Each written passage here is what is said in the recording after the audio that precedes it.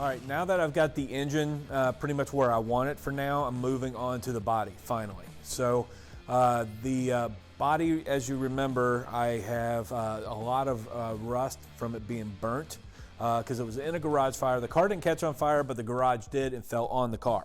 So there's a lot of top end paint that was burnt off, and because it's been sitting so long, also rust.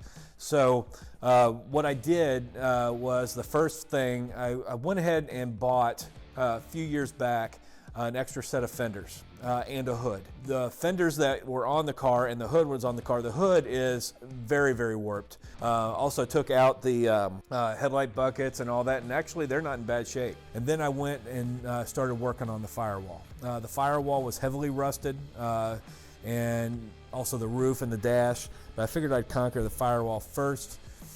So my goal is to smooth the firewall out, completely smooth it, eliminate everything off of the firewall to give it that clean look. It's something that I like to do, and I've done many times in the past on other cars.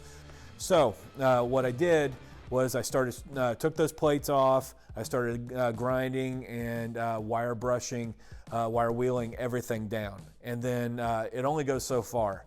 So what I did was I used some fast etch from Eastwood.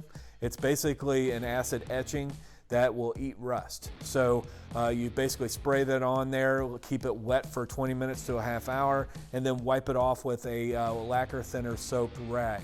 And what happens is when you completely take that back off, it wipes off the rust, or most of it, and then leaves a zinc coating on it and will protect it so it doesn't flash rust as you're working on the car. So I went ahead and did that, got it down to where I want it, and I know what I'm dealing with now. So I stripped that completely down, like I said, wire wheeled it, acid etched it, and I'm ready to move on to the next step.